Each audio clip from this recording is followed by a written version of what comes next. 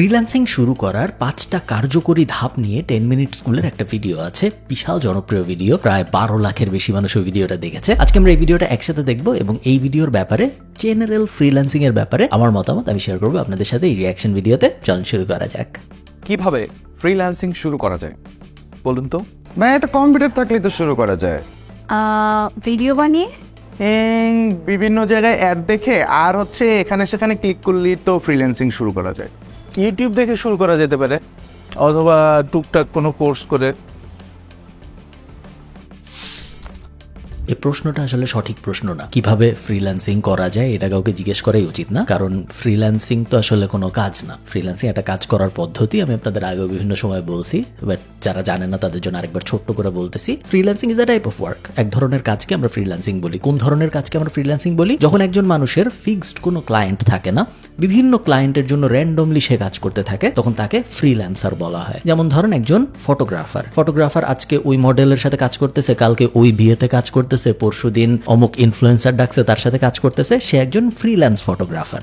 আবার এমনও অনেক মানুষ আছে যারা একটা কোম্পানিতে চাকরি করে ফটোগ্রাফার হিসেবেই। যেমন ধরেন একটা নিউজ অর্গানাইজেশনে বা একটা টেলিভিশনের ডেডিকেটেড ফটোগ্রাফার আছে যারা শুধু ওই কোম্পানিতেই চাকরি করে, ওই কোম্পানির থেকেই সে বেতন পায়। তার মাল্টিপল ক্লায়েন্ট নেই, একটাই ক্লায়েন্ট, ওই কোম্পানি তাকে বেতন দেয়, সেও photographer, but say permanent photographer একটা কোম্পানির। সে চাকরি করতেছে, আর এইখানে অন্য যে ফটোগ্রাফারটার কথা আমি বললাম সে ফ্রিল্যান্সিং করতেছে, কারণ সে একসাথে 5-6 জনের জন্য ফটোগ্রাফি করতেছে। সো ফ্রিল্যান্সার হওয়ার মানে কি আমি এখন বলবো ফটোগ্রাফার কেমনে হয়? না, freelancing is a type of work. একটা কাজের ধরনকে আমরা ফ্রিল্যান্সিং বলি। সেটা ফটোগ্রাফারের জন্য হইতে পারে, গ্রাফিক ডিজাইনার বেতন পায় মাসে, এরকম ফুল টাইম চাকরি করে, এরকমও হয়। আবার ফ্রিল্যান্সারও হয়, ফটোগ্রাফার একজন ফ্রিল্যান্সারও হয়, আবার একজন ফুল টাইম চাকরি করে, এরকম মানুষও হয়। সো ফ্রিল্যান্সিং কিভাবে করে এই কথার কোনো মানে নেই, যেরকম ভাবে চাকরি কিভাবে করে এই কথার কোনো মানে নেই।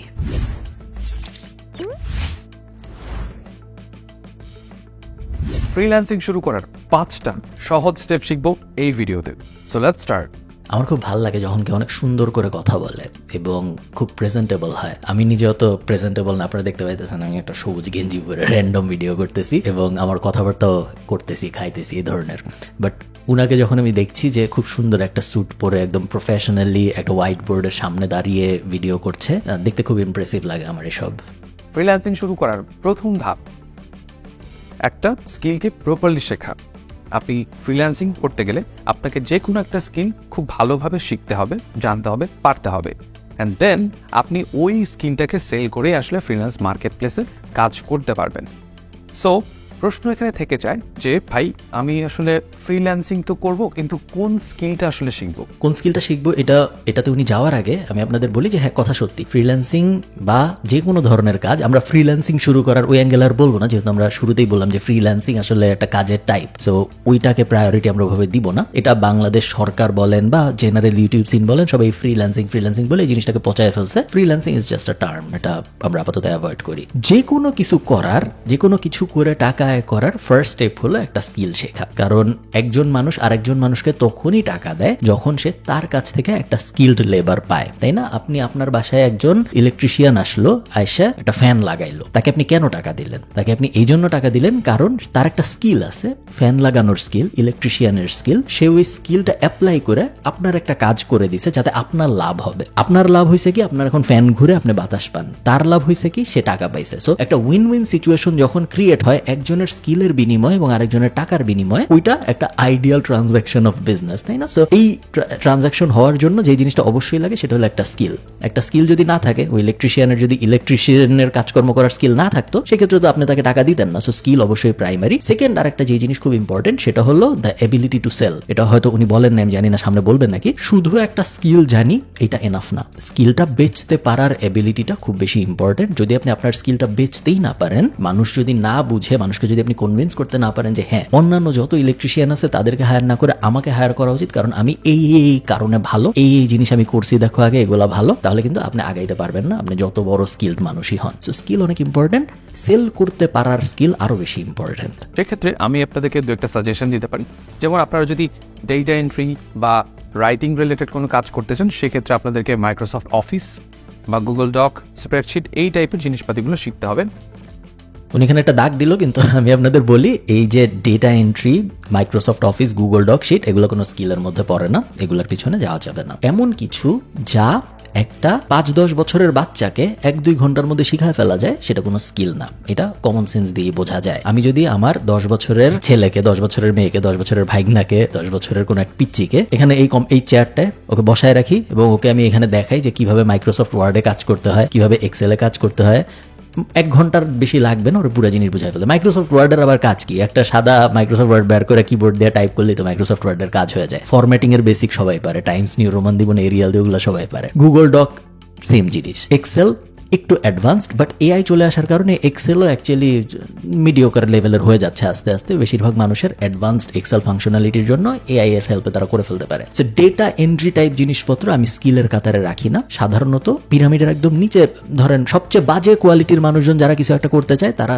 ডেটা এন্ট্রি টাইপ জিনিসপত্রের দিকে যায়। ওই দিকে যায় ইনকামও কখনো হয় না, ওই দিকে যায় বড় লোকও কখনো কেউ হয় না, এবং ওই জিনিস তাও রিপ্লেস হয়ে যাচ্ছে এআই এর কারণে। সেকেন্ডলি, গ্রাফিক ডিজাইন যদি শিখতে চান সেক্ষেত্রে মিনিমাম আপনাদেরকে অ্যাডোবি ফটোশপ অথবা ইলাস্ট্রেটর এই জিনিসটা শিখতে হবে। যদি ফটোশপ এবং ইলাস্ট্রেটরের ঝামেলা এড়াতে চান সেক্ষেত্রে ক্যানভা দিয়েও আপনারা বেসিক গ্রাফিক ডিজাইনের কাজগুলো শিখে নিতে পারেন। সুন্দর করে যদি আমি বলি, আমার এই সেফ মেন্টালিটি এবং খুব অল্পতেই আপনার হয়ে যাবে কোনো সমস্যা নেই, এই অ্যাঙ্গেলটাই আমার পছন্দ না। আপনি যদি লাইনটা খেয়াল করেন, যদি ফটোশপ ইলাস্ট্রেটরের কমপ্লেক্সিটি এড়াইতে চান তাহলে ক্যানভা দিয়েও আপনারা করে ফেলতে পারবেন। বিষয়টা এমন না, ফটোশপ ইলাস্ট্রেটর ক্যানভার অল্টারনেটিভ না। এবং এই যে টোনটা, যে আপনি কঠিনগুলা করবেন না, ঠিক আছে, কঠিনগুলো করার কোনো দরকার নেই, আপনি ক্যানভা দিয়ে কাজ চালায় নেন। এই যে মডেলটা, যে না কঠিনগুলো দরকার নেই, সহজটা দিয়ে, ওটা দিয়ে আসলে হয় না। কারণ কঠিনগুলো কঠিন ফর আ রিজন। কঠিনগুলো ভালো কাজ করা যায়, এই কারণে কঠিনগুলো শেখা জরুরি, এই কারণে কঠিনগুলো কম শেখে, এবং এই কারণে কঠিনগুলোর মধ্যে টাকা আছে। সহজ জিনিস যেটা সবাই পারে ওগুলোর মধ্যে আসলে টাকা নাই। Canva is one of them. Canva still মানুষ অনেক টাকা আয় করে, বাট তারা ক্যানভা এক্সপার্ট অ্যাকচুয়ালি। বেসিক ক্যানভায় যায় কয়েকটা ছবি অ্যাড করে কয়েকটা জিনিস লিখতে তো সবাই পারে, ওটার মধ্যে কোনো টাকা পয়সা নেই, ওই জিনিস করার কোনো মানে নেই। থার্ড যেটা, সেটা হচ্ছে ডিজিটাল মার্কেটিং এর জন্য আপনারা কি শিখবেন। ডিজিটাল মার্কেটিং এর জন্য প্রথমে শিখতে হবে আপনাদেরকে এসইও, সার্চ ইঞ্জিন অপটিমাইজেশন। এই একটা শিখলেই আপনি অনেক কাজ পেয়ে যেতে পারেন। ডিজিটাল মার্কেটিং এর জন্য প্রথমেই শিখতে হবে এসইও, এটা সঠিক কথা না। ডিজিটাল মার্কেটিং মানে হলো কোনো একটা প্রোডাক্ট বা সার্ভিস আমি ডিজিটালি মার্কেট করার চেষ্টা করতেছি। ডিজিটালি মার্কেট করার মানে কি?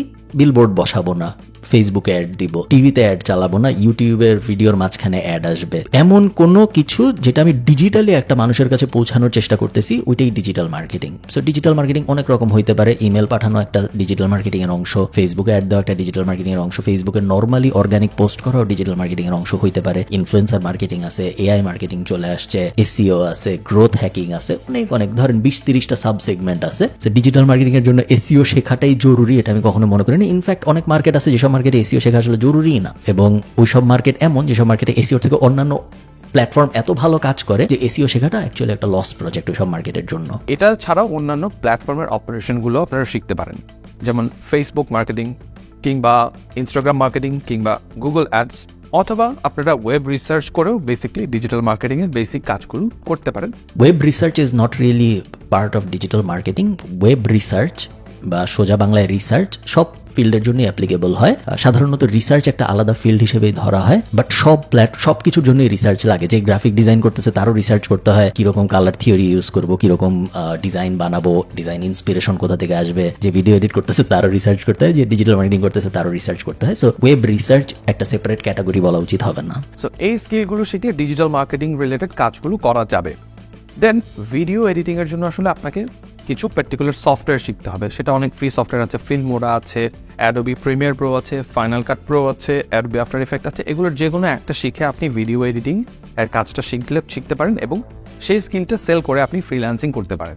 ভিডিও এডিটিং আমি আর ডিটেল বললাম না, ভিডিও এডিটিং এর ডিমান্ড প্রতিনিয়তই বাড়ছে, এবং উনি ঠিকই বলছেন। আপনি যদি একটা এডিটিং টুল ভালো মতো শিখেন, ফিল্মোরা টিলমোরা না, final cut pro is a good option. CapCut দিয়ে এখন আস্তে আস্তে মানুষ ভালো করতেছে, বাট প্রিমিয়ার প্রোতে যেতে পারলে সবচেয়ে ভালো। শুধু টুল শিখাটাই এনাফ না, সায়েন্স এবং আর্ট ডেভেলপ করা, যে একটা ভিডিও আসলে কেন সুন্দর একটা ভিডিও হয়, একটা ভিডিওর মধ্যে কি থাকলে ওই ভিডিওটাকে সুন্দর ভিডিও বলে, ঠিক কোন জায়গায়। ধরেন টুল দিয়ে আপনি একজনকে শিখাইতে পারবেন যে ভিডিওর মধ্যে মিউজিক কিভাবে দেয়, কিন্তু মিউজিকটা আসলে কোথায় যাবে, কেন যাবে, কতটুকু ভলিউমে যাবে, কোন সময় আস্তে আস্তে মিউজিকটা কমবে, কোন সময় আস্তে আস্তে মিউজিকটা বাড়বে, ওই যে আর্টটা, ওই আর্টটা ভিডিও এডিটিং এর খুব ইম্পর্টেন্ট একটা পার্ট। টুল ইজি ব্যাপার। আসলে প্রশ্ন আসছে যে ভাই স্কিল তো সাজেস্ট করলেন, এখন একটা স্কিলকে শিখবো আসলে কিভাবে? এক্স্যাক্টলি, একটা স্কিল আমরা শিখবো কিভাবে। সো একটা স্কিল সহজে শেখার 4টা সহজ স্টেপ আমি আপনাদেরকে এক্সপ্লেন করছি এখন। সহজ স্টেপের 1 নাম্বার স্টেপ হচ্ছে যে ডিকনস্ট্রাকশন। একটা স্কিল শিখতে গেলে সর্বপ্রথমে ওই স্কিলটাকে আপনি যদি ডিকনস্ট্রাক্ট করতে পারেন তখন আসলে শেখাটা খুব সহজ হয়। What is deconstruction? ডিকনস্ট্রাকশন মানে একটা জিনিসকে ছোট ছোট ভাগে ভাগ করা। ফর অ্যান এক্সাম্পল, আপনি গ্রাফিক ডিজাইন শিখতে চাচ্ছেন এবং গ্রাফিক ডিজাইনের মধ্যে আপনি 3টা এরকম পার্ট পেলেন, যে 3টা পার্ট আসলে আপনাকে শিখলে প্রপারলি আপনি গ্রাফিক ডিজাইনার হিসেবে নিজেকে মার্কেট প্লেসে জাহির করতে পারবেন। তো সেক্ষেত্রে ফার্স্টে আপনি থিওরি শিখলেন, থিওরির জন্য ডিজাইন ফিলোসফি শিখলেন, থিওরির জন্য 1 2 3 3টা টাইপের থিওরি শিখতে হতে পারে। পুরোটা দেখা দরকার নেই, মোটামুটি বুঝতে পারছি উনি কি বলতে চাচ্ছেন। কথা সত্য, ডিকনস্ট্রাক্ট করে একটা স্কিল শেখাটা 100% ভালো আইডিয়া, এবং এভাবে অনেক মানুষ শিখে। আমাদের যে ট্র্যাডিশনাল এডুকেশন সিস্টেম, ইঞ্জিনিয়ার যারা হয়, ডাক্তার যারা হয়, তারা এইভাবেই শিখে। তারা একটা কমপ্লিকেটেড টপিককে ছোট ছোট ভাগে ভাগ করে সবচেয়ে ইজিটা থেকে শুরু এবং তারপর আস্তে আস্তে উপরের দিকে উঠে। ওটা একমাত্র উপায় না শেখার, আরো কিছু উপায় আছে। যেমন একটা উপায় আছে অন দ্য জব, কোনো একটা কাজের ভিতরে গভীরভাবে ঢুকে যে ওইটার ভিতরে জিনিসটা অন দ্য জবে শেখা। যেমন ধরেন বাসের হেল্পার যখন বাস চালানো শিখে, প্রবাবলি একটা বাজে এক্সাম্পল, বাট আপনারা বুঝতে পারবেন আমি কি বলার চেষ্টা করতেছি। বাসের হেল্পার যখন বাস চালানো শিখে, সে প্রথমে বাস কিভাবে চলে এটা শিখে না, সে প্রথমে থিওরি পরীক্ষা দেয় না, সে প্রথমে লাল লাইটে কি করবো, সবুজ লাইটে কি করবো এভাবে শিখে না। সে বাসের হেল্পার হয়, বাসের ভিতরে থেকে সে দেখে যে এটা এমন করলে ওটা বামে যায়, এটা এমন করলে ওটা ডানে যায়, এইখানে চাপ দিলে থামে, এই জায়গায় চাপ দিলে ধাক্কা খায়। জবের ভিতরে শিখে। এরকমও অনেকে এভাবে স্কিল শিখতে পছন্দ করে যে আমি এত কিছু বুঝি না, আমি ডাইরেক্ট একদম ফটোশপের ভিতরে চলে যাবো, আমি ডাইরেক্ট প্রিমিয়ার প্রোর ভিতরে চলে যাবো, দেখবো ভিতরে কি হইতেছে, আস্তে আস্তে ব্যাক ট্র্যাক করে শেখার চেষ্টা করবো। ওভাবে অনেকে করে। বাট হ্যাঁ, আই থিঙ্ক বেশিরভাগ মানুষের জন্য ভাইয়া যেটা বলছেন ওইটা ইজিয়ার এন্ড বেটার অ্যাপ্রোচ হবে। দ্বিতীয় যে স্টেপটা আছে কোন একটা স্কিল শেখার, সেটা হচ্ছে এলিমিনেট দ্য ব্যারিয়ার। মানেটা কি আসলে? আপনার শেখার যাত্রায় যত রকমের বাধা আছে সব বাধাকে আপনার পরিহার করতে হবে। এগুলো বেসিক কথাবার্তা, যে কোনো একটা কিছু শেখার সময় ফোকাস থাকতে হবে। একটা স্কিল শিখতে গেলে অনেক ধরনের ডিস্টার্বিং এলিমেন্টস চলে আসে। ফর এক্সাম্পল, আপনি হয়তো কম্পিউটারে বসে কোনো একটা স্কিল শিখতে চাচ্ছেন, কিন্তু আপনার মনে হলো একটু গেম খেলি, ওটাও ফোকাসই বেসিক্যালি একই জিনিস। সবচেয়ে চ্যালেঞ্জিং যে বিষয়টা শেখার বেলায় মোটিভেশনটা ধরে রাখা। যে আপনি খুব মোটিভেটেড হলেন, একদিনে হচ্ছে শিখবেন, দ্বিতীয় দিন শিখছেন, থার্ড দিন থেকে মোটিভেশনটা কমে যায়। সো এই মোটিভেশনটা ধরে রাখার জন্য আপনি করতে পারেন কি, নাম্বার 1, নিজেকে কোনো একটা জায়গায় দায়বদ্ধ রাখতে পারেন যে ভাই আমি যদি এটা না করি আমার জবাবদিহিতার জায়গা আছে। সো আপনার কোনো একজন মেন্টরের আন্ডারে করতে পারেন, অথবা এমন কোনো কোর্স যেখানে আপনি স্টেপ বাই স্টেপ নিজেকে মোটিভেটেড রাখতে পারবেন, ওই রকম একটা কারিকুলাম বেসকে ধরে আপনি একটা কোর্স শিখতে পারেন।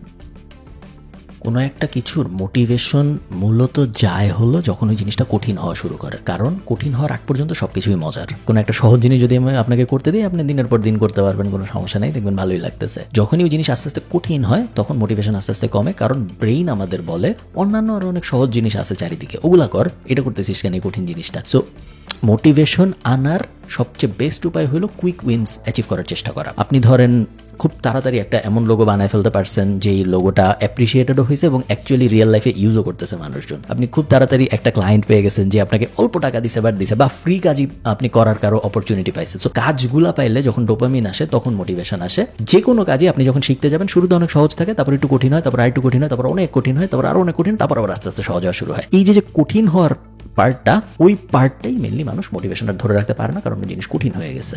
অ্যান্ড 4 নাম্বার যে স্টেপটা, সেটা হচ্ছে প্র্যাকটিস প্র্যাকটিস প্র্যাকটিস।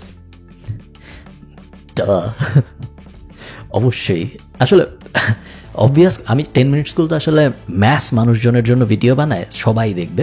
সো অনেক বেসিক কথা আছে যেগুলা 10 মিনিট স্কুলের বা ভাইয়ার বলতে হচ্ছে হয়তো, যেগুলা আমি হইলে হয়তো বলতাম না। যে ফোকাস থাকতে হবে তো সবাই জানে, প্র্যাকটিস করলে ভালো হবে তো সবাই জানে, বাট আমি তো একটা স্পেসিফিক অডিয়েন্সের জন্য বানাই। বাট 10 মিনিট স্কুল যেহেতু পুরো দেশের জন্যই বানায় বলা যায়, সো ওদের অনেক কিছু আরো ডাউন বা ব্রেকডাউন করতে হয়, যেটা হয়তো আমার করা লাগে না। মূল আলোচনায় ফিরে যাই যে আমরা ফ্রিল্যান্সিং শুরু করার ফার্স্ট স্টেপের মধ্যে কিন্তু এতক্ষণ ব্যাখ্যা করলাম। এবার সেকেন্ড স্টেপে দেখবো যে কি সেকেন্ড স্টেপ, সেটা হচ্ছে কাজ সংক্রান্ত একটা পোর্টফোলিও তৈরি করা। পোর্টফোলিও বানান ভুল, আমি 10 মিনিট স্কুলের কাছ থেকে এটা আশা করি নাই। পোর্টফোলিও না পোর্টফোলিও, ইংলিশ শব্দ, সব বাংলা। এখন পোর্টফোলিও জিনিসটা কি আসলে? পোর্টফোলিও জিনিসটা হচ্ছে এমন একটা প্লেস ওয়েবের যেখানে হচ্ছে আপনি এতদিন পর্যন্ত যে যে কাজ করেছেন সেগুলোকে সংরক্ষণ করে রাখা। সেটা হতে পারে কোনো ওয়েবসাইট, সেটা হতে পারে কোনো drive, storage, any other thing. So আপনি যে স্কিলটা জানেন বা শিখেছেন সেই স্কিলটাকে নিয়েই একত্রিত করেই বেসিক্যালি আপনাকে পোর্টফোলিওটা সাজাতে হবে। সো আমি উদাহরণস্বরূপ বলছি যে যারা গ্রাফিক ডিজাইনার আছে তাদের জন্য বিহ্যান্স একটা খুব ভালো পোর্টফোলিও সাইট, ড্রিবল একটা খুব ভালো পোর্টফোলিও সাইট, অ্যান্ড প্রশ্ন একটা আসে এই জায়গাতে যে ভাই আমি তো কোনো ক্লায়েন্টের কাজ করিনি, তাহলে আমি পোর্টফোলিওটা বানাবো কিভাবে?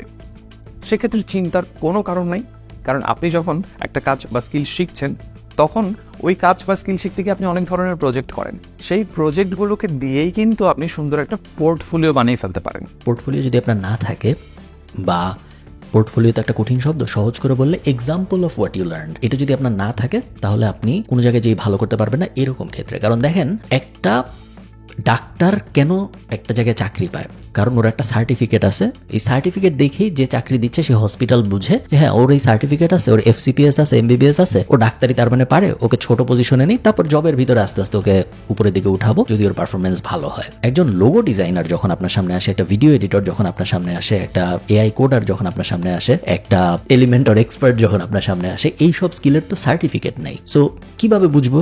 একটা ক্লায়েন্ট কিভাবে বুঝবে যে অমুক মানুষ যে এসে বলতেছে আমি SEO পারি? সবাই তো বলে, কিভাবে পারে? আমার একটা SEO টিউটোরিয়াল আছে ইউটিউবে, 7.5 লাখ মানুষ দেখছে। তো বাংলাদেশে ঘরে ঘরে SEO এক্সপার্ট থাকার কথা, তাই না? বাট কিভাবে বুঝবো? বুঝবো প্রমাণ দিয়ে। ওই প্রমাণটাকেই পোর্টফোলিও বলে। যে এই যে 5টা ওয়েবসাইট, এই 5টা ওয়েবসাইটকে আমি এই 25টা কিওয়ার্ডের জন্য র্যাঙ্ক করছি, দেখেন এগুলো ভালো ভালো কিওয়ার্ড, কম্পিটিটিভ কিওয়ার্ড, তারপরেও আমি র্যাঙ্ক করতে পারছি, দেখেন। সো আপনি আমাকে হায়ার করতে পারেন। এই যে 30টা লোগো, দেখেন এই 30টা লোগো আমি বানিয়েছি। ইনফ্যাক্ট আপনার বিজনেসের লোগোরও 2-3টা ভার্সন আমি বানাইছি, এই যে দেখেন আমার কাছে আছে। এগুলো যদি আপনার ভালো লাগে আসেন আমরা একসাথে কাজ করি। আপনার সোশ্যাল মিডিয়ার জন্য একটা পোস্ট আমি অলরেডি বানাইছি, এই যে দেখেন এটার মধ্যে এই জিনিস চেঞ্জ করি। আপনি অলরেডি একটা টুইটারে পোস্ট করছিলেন আমি দেখছি গত সপ্তাহে, বাট পোস্টার এই জিনিস আমার ভালো লাগে নাই, এই কারণে আমি পোস্ট আবার নতুন করে ডিজাইন করছি, এই যে দেখেন ডিজাইন। এগুলো হলো পোর্টফোলিওর এক্সাম্পল, এগুলো হলো এক্সাম্পল অফ ওয়ার্কের এক্সাম্পল। সো ওই জিনিস যদি আপনার না থাকে আপনি তো সার্টিফিকেশন দিয়ে দেখাইতে পারবেন না। সো ওই কারণেই পোর্টফোলিও ব্যাপারটা বা এক্সাম্পল অফ ওয়ার্ক থাকাটা জরুরি। তৃতীয় যে স্টেপটা আছে ফ্রিল্যান্সিং শুরু করার জন্য, যে থার্ড স্টেপ, সেটা হচ্ছে মার্কেট প্লেসে অ্যাকাউন্ট খোলা এবং প্রোফাইলটা আপডেট করা। আপনি যে মার্কেট প্লেসে কাজ করতে চান, সেটা হতে পারে fibre or Upwork or any other market place, সেখানে আপনাকে একটা যথাযথভাবে অ্যাকাউন্ট খুলতে হবে এবং সেই অ্যাকাউন্টের প্রোফাইল, আপনার যে প্রোফাইলটা, সেটাকে আপডেট করতে হবে as per your skills. I don't recommend going to the marketplace after you learn a skill. I think একটা স্কিল শেখার পরে আপনার অ্যাটলিস্ট 1-2-3 বছর রিমোট ওয়ার্ক করা উচিত ক্লায়েন্টদের সাথে। দেশি ক্লায়েন্ট হইতে পারে, বিদেশি ক্লায়েন্ট হইতে পারে, বা অ্যাকচুয়াল ফিজিক্যাল ওয়ার্ক করা উচিত কোনো একটা অফিসে, যে 1 বছর 2 বছর 3 বছর, যেন আপনার এনাফ এক্সপিরিয়েন্স, এবং তারপরে আপনার মার্কেট প্লেসের দিকে যাওয়া উচিত যদি ইচ্ছা থাকে। মার্কেট প্লেস আমার মনে হয় তাও যাওয়া উচিত না, কারণ আপওয়ার্ক, ফাইবার এসব জায়গা বা ফ্রিল্যান্সিং তথাকথিত বলতে আমরা যা বুঝি, এর থেকে ভালো অপরচুনিটি মার্কেট প্লেসের বাইরেই থাকে। রিমোট ওয়ার্কের হাজার হাজার ওয়েবসাইট আছে, ওগুলায় থাকে। প্রত্যেকটা ট্র্যাডিশনাল জব পোর্টালেও এখন রিমোট ওয়ার্কের অপশনস আছে, সো ওইসব জায়গায় থাকে। এবং নেটওয়ার্কিং এর মেন্টালিটিও যদি আপনার ভালো হয়, তাহলে কাজ শেষ হইতে হইতে আসলে কাজ পাওয়ার অপরচুনিটি সৃষ্টি শুরু হয়। So market place should be your last option. Market place is not an ideal immediate option after আমি শিখলাম, আফটার আমার পোর্টফোলিও হলে এরপর আমি মার্কেট প্লেসে যে অ্যাকাউন্ট খোলা শুরু করবো। আই থিঙ্ক এটা এখন আর ওয়াইজ না। এবং মার্কেট প্লেসের কিছু উদাহরণ ভাইয়া দিয়েছেন, Upwork, Fiverr, freelancer.com। Upwork and Fiverr ঠিক আছে, কোনো সমস্যা নেই। freelancer.com is a scammy market place, so নতুনদের জন্য আমি বলবো এটা অ্যাভয়েড করলেই ভালো। ফুটিয়ে তুলে আপনার প্রোফাইলটাকে আপডেট করতে হবে। আর আরেকটা জিনিস এখন করতে হয়, সেটা হচ্ছে যে NID দিয়ে একটু ভ্যারিফাই করে নিতে হয় আইডিটাকে। আপনি কোনো স্কিল না শিখে অবশ্যই কোনো মার্কেট প্লেসে অ্যাকাউন্ট খুলবেন না, প্লিজ, এটা কখনোই করবেন না। আপনি যখন একটা স্কিল শিখলেন, শেখার পরে, প্রপারলি বোঝার পরে, জানার পরেই তারপর আপনি মার্কেট প্লেসে গিয়ে অ্যাকাউন্ট করবেন। কেন? আপনি যদি স্কিল না শিখে মার্কেট প্লেসে অ্যাকাউন্ট করেন, আপনার নিজের ইমপ্রেশন খারাপ হচ্ছে, সমগ্র দেশের মানুষের ইমপ্রেশন খারাপ হচ্ছে। কারণ বাইরের ক্লায়েন্টরা আপনাকে দেখবে আপনি কাজ পারেন না, তার মানে তারা মনে করে নেবে যে বাংলাদেশিরাই বুঝি কাজ পারে না, এরকম করে দেশের প্রতিও একটা ব্যাড ইমপ্রেশন তৈরি হয়। সত্যি কথা যেটা বলছো এটা একদম 100% ট্রু। আমি অনেক ক্লায়েন্টকে এরকম দেখেছি যারা তাদের জব ডিসক্রিপশনের ভিতরেই লিখে দেয় যে বাংলাদেশ, শ্রীলঙ্কা, পাকিস্তান এসব জায়গার মানুষ যেন অ্যাপ্লাই না করে। এবং এটা কেন লেখে তারা? কারণ তারা ব্যাক অফ দ্য মাইন্ডে তাদের এই ইমপ্রেশন আছে যে এরা যদি অ্যাপ্লাই করে এবং এদের যদি হায়ার করি রেজাল্ট ভালো হবে না। এই চিন্তা তাদের মাথার মধ্যে কিভাবে আসছে? এই চিন্তা তাদের মাথার মধ্যে এই কারণেই আসছে কারণ তাদের পাস্ট এক্সপেরিয়েন্সে তাই হয়েছে। পাস্ট এক্সপেরিয়েন্সে ওভার প্রমিস করা, আমি যা পারি তার থেকে অনেক বাড়ায় বলা, এবং অ্যাকচুয়াল কাজ করতে গেলে দেখা যায় কিছুই না পারা। এই জিনিসটার টেন্ডেন্সি বাংলাদেশিদের ভিতরে অনেক বেশি। সো মার্কেট প্লেসে এই জিনিসগুলো অ্যাভয়েড করাই ভালো। সো আমরা এটা করবো না। ওকে, দেন দেয়ার আফটার আমাদের ফ্রিল্যান্সিং শুরু করার চতুর্থ যে স্টেপটা, সেই চতুর্থ স্টেপটা হচ্ছে ইন্টারন্যাশনাল পেমেন্ট বা ডলার গ্রহণ করা যায় এমন একটা সিস্টেম। আপনার এই জিনিসটা চর্বিত চর্বণ, এই জিনিসটা ওভার হাইপড। এমন মানুষ আপনি আমাকে দেখাইতে পারবেন না, আপনি আপনার আশপাশে দেখেন এমন মানুষ দেখাইতে পারবেন না যে বলছে যে আমি $1,000 ইনকাম করছি, কিন্তু আনতে পারি নাই বাংলাদেশে, অনেক সমস্যা হয়েছে, আমি মার্কেট প্লেস থেকে বের হয় নাই টাকাটা, এরকম মানুষ নাই। ইনকাম করাটা কঠিন, ইনকাম আনতে পারাটা কঠিন না। সব মার্কেট প্লেসের সাথে এখন বাংলাদেশের সব ব্যাংকের ডিরেক্ট কমিউনিকেশন হয়। একটা সময় ছিল যখন 2011-12-তে আমি ফ্রিল্যান্সিং করছিলাম, টাকা আনা বিশাল একটা ঝামেলা ছিল, ব্যাংক বুঙ্ক কিছুই বুঝতো না যে অনলাইন মার্কেট প্লেস কি, ফ্রিল্যান্সিং কি, এই কি সেই কি। এখন আর সেই সময় নেই, এখন পুরো দুনিয়াই বুঝে এইসব, ডিরেক্ট পাঠানো যায়, ব্যাংক থেকেও পাঠানো লাগে না। এমন আছে এখন যে ডিরেক্ট কোনো একটা অ্যাপ থেকে সরাসরি আপনার বিকাশে পাঠিয়ে দিতে পারবে, এরকম অপশনও কিন্তু এখন চলে আসছে। সো পেমেন্ট গ্রহণ করা এখন আর বাংলাদেশের রিমোট ওয়ার্কারদের জন্য কোনো সমস্যা বলে আমি মনে করি না। হ্যাঁ, পেপাল থাকলে হয়তো ভালো হইতো, আরেকটু ইজিয়ার হইতো, বাট ওই ইজিয়ার না হয়েও এমন কেউ নাই যার $1,000 আটকায় আছে জাস্ট বিকজ পেপাল নাই, এরকম হয় না। And thereafter last but not the least 5 number step, সেটা হচ্ছে আপনাকে যে আপনার স্কিল আছে সেই স্কিল অনুযায়ী একটা গিগ প্রিপেয়ার করতে হবে, এবং ক্লায়েন্টরা যখন মার্কেট প্লেস বিভিন্ন কাজের অফার দেয় সেই অনুযায়ী আপনাকে প্রপোজাল লেটার তৈরি করতে হবে। সো গিগ কি, প্রপোজাল লেটার কি, এগুলো আপনারা যখন ফ্রিল্যান্সিং রিলেটেড ডিফারেন্ট স্কিল শিখবেন বা কোনো কোর্স করবেন, তখন প্রত্যেকটা জায়গায় কিভাবে ওই রিলেভেন্ট গিগ তৈরি করা যায় বা ওই রিলেভেন্ট। ফাইবার নামে একটা মার্কেট প্লেস আছে, যে মার্কেট প্লেসের মডেলটা হলো আমি আগে আমার কাজের অ্যাডভার্টাইজ করব, মানুষ এসে হায়ার করবে। সো ওই মার্কেট প্লেসটায় যে ফ্রিল্যান্সাররা বলে যে আমি লোগো বানাবো আমাকে $20 দিলে, আমি ওয়েবসাইট বানাবো আমাকে $200 দিলে, বলে তাদের সার্ভিস লিস্ট করে রাখে, এবং ক্লায়েন্টরা তারপর এসে যেটা পছন্দ হয় পোর্টফোলিও দেখে তাকে সিলেক্ট করে। এই ব্যাপারটাকে বলে গিগ বানানো। আর ট্রেডিশনাল মার্কেট প্লেস যেগুলো আছে আপওয়ার্ক টাইপ, সেগুলো চলে নর্মাল চাকরির যেসব বিডি জব স্টপস আছে ওইসবের মতো। সো ওখানে ক্লায়েন্টরা আগে জব পোস্ট করে, এরপরে ফ্রিল্যান্সাররা বা যারা চাকরি খুঁজতেছে তারা যায় বলে তোমার এই কাজটা আমি করতে পারবো, আমি এত টাকা নিব, আমাকে তোমার নেওয়া উচিত, কারণ আমি এই জিনিস পারি এবং তোমার কাজটা এই কারণে আমি ভালো মতো করতে পারবো। ওইটাকে বলে প্রপোজাল লেটার বা অফার লেটার পাঠানো। আমি এখানে ছোট্ট করে বলি, গিগ হচ্ছে একটা দোকানের মতো, যেখানে বেসিক্যালি আপনি কোন ধরনের স্কিল পারেন এটা সাজিয়ে লিখে রেখেছেন এবং আপনার অফারিংসগুলো দিয়েছেন যে এই কাজের জন্য আমি এত টাকা নিব, ওই কাজের জন্য অত টাকা নিব, এইরকম আর কি জিনিসটা। আর প্রপোজাল লেটার হচ্ছে ক্লায়েন্ট যখন আপনাকে একটা কাজের বিজ্ঞপ্তি দেয় তখন আপনি ক্লায়েন্টকে অ্যাপ্রোচ করবেন ফার্স্টে, কাভার লেটার বলে আর কি এটাকে। সো ক্লায়েন্টকে যেই লেটারের মাধ্যমে অ্যাপ্রোচ করবেন এবং যেই লেটারটা পরে ক্লায়েন্ট আপনাকে কনভিন্সড হবে, আপনার সাথে যোগাযোগ করবে এবং আপনাকে কাজটা দিবে, সেটাই বেসিক্যালি প্রপোজাল লেটার। সো এগুলো লিখতে যখন আপনারা ফ্রিল্যান্স মার্কেট প্লেসে কাজ করা শুরু করবেন তখন এগুলো আস্তে আস্তে অনেক কিছু জেনে যাবেন, বুঝে যাবেন। সো আমরা মূলত এই ভিডিও থেকে শিখলাম। ওকে, এই ভিডিও থেকে কি কি শিখলাম এটা তো আপনারা জানেনই, এটা আরেকবার দেখার দরকার নেই। ইট ওয়াজ আ নাইস ভিডিও, বেশ নাইস, বেসিক, বাট বেসিক মানুষদের জন্যই হয়তো বানানো, এই কারণেই বেসিক, বাট নাইস ভিডিও। আমার দেখে বেশ ভালো লাগছে। গুড, এরকম ভিডিও আরো হওয়া উচিত যেন মানুষ আরো ভালো বুঝতে পারে। ফ্রিল্যান্সিং টাইপ এইসব ভিডিও মানুষকে একটা ভ্রান্ত ধারণা এই কারণে দেয় কারণ জিনিসটা খুব সহজ হিসেবে পোর্ট্রে করা হয়। একে তো ফ্রিল্যান্সিং করুন এই টাইপ কথা শুনলেই আমার বিরক্ত লাগে, কারণ ফ্রিল্যান্সিং করুন, যেটা আমি আপনাদের ভিডিও শুরুতে বললাম, ফ্রিল্যান্সিং এর মানে হলো চাকরি করুন। আমি যদি আপনাকে বলি চাকরি করুন, এ কথার যেরকম কোনো মানে নেই, ফ্রিল্যান্সিং করুন কথার কোনো মানে নেই, সেগুলো শুনলে একটু বিরক্ত লাগে। বাট ওইটা অ্যাসাইড বাকি সবকিছু ভিডিওতে মোটামুটি ভালো কথাই বলা হয়েছে। শুনলে যেরকম সহজ মনে হয়, হ্যাঁ 5টা স্টেপ, স্কিল শিখবেন, ফোকাস রাখতে হবে, অনেক কাজ ওরকম না ব্যাপারটা। আপনারা সবাই তো জানেন যে আসলে এরকম না, ব্যাপারটা আরো অনেক কমপ্লিকেটেড। বাট ভালো স্কিল্ড মানুষ যারা ভালো একটা স্কিল পিক করছে, কমপ্লিকেটেড কঠিন একটা স্কিল পিক করছে এবং সেই স্কিলে অনেক ভালো মতো এক্সপার্ট হয়েছে এবং সেলস স্কিল ভালো, এই কম্বিনেশনটা যাদের আছে, এই 3টার কম্বিনেশন, তাদের মার্কেট প্লেসের বাইরে, দেশে বিদেশে, মঙ্গল গ্রহে কোন জায়গায় তাদের কারো আটকানোর সামর্থ্য নাই। তো ভালো লাগলো ভিডিওটা দেখে। যদি আমার এই ভিডিও ভালো লাগে তাহলে ওই ভিডিওতে যে আপনারা একটা লাইক দিয়ে আসতে পারেন। আপনাদের সাথে আমার দেখা হবে পরের কোনো একটা ভিডিওতে। টাটা।